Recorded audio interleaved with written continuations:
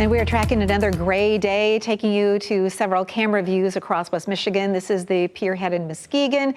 Also, Ravenna, a couple of days ago, we still had some snowpack on the ground, and now you can see pretty much every pile and patch has melted away. Some fresh raindrops on the camera view lens here in downtown Holland, where we are looking at some scattered light rain showers and some murky weather looking out over downtown Grand Rapids. Right at the surface, visibility is pretty good in most places, though if you do happen to be traveling up toward Midland, Mount Pleasant, toward Alpena, with still a little bit of leftover snow on the ground, there could be some more significant reductions to visibility, but at this point, really not anticipating any travel concerns.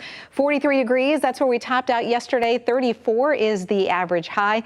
That made yesterday was the 10th day this month that we have had above average temperatures, with several days well into the 40s and even a couple of 50-degree readings out there. And with this kind of above average weather, at least in several episodes, we've lost the snowpack that we picked up. In fact, we've picked up almost 20 inches of snow this month of December so far, and pretty much all of it has disappeared already. Back into the 30s and low 40s this morning. The regional view will show you even across northern lower Michigan and the UP, temperatures are well above the freezing mark. Our air still coming from the south. In fact, there is a low pressure center south of us, which is going to produce a few more waves of rainfall over the next 24 to 36 hours for us. So today, just some light rain. More widespread and heavier rain will come into play this afternoon.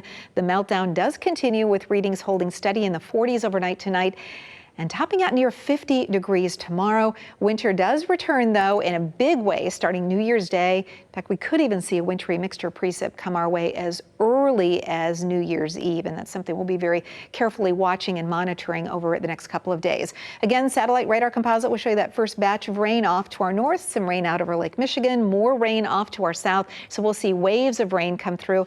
We'll actually see several dry intervals today as well. The clouds will tend to dominate, however. You will want to keep those umbrellas handy. So this is as of 5 o'clock this afternoon. You'll see we dry things out at least briefly before the next round of more moderate to heavy rain comes through during the overnight period. Saturday, by mid to late morning, most of that rain should be clearing out, and I'm optimistic we should see at least a few thin spots in the overcast, perhaps even a little bit of sunshine before the next round of rain comes through late Saturday night into the day Sunday. This particular system trying to wrap in some colder air and snow off to the western side of it, but I really am more optimistic that the rain is going to be the primary driver even into Sunday as we get on the backside of the system.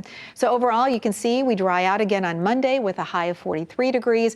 Tuesday, we'll watch that next system very carefully for a wintry mix possibly developing for those New Year's Eve travel plans.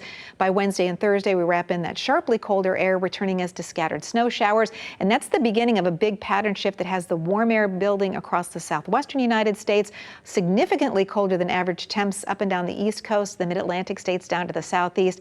And those below average temps here in the Great Lakes region should be enough to kick the lake effect snow machine into high gear for several episodes. So that'll take us right into the second week of January.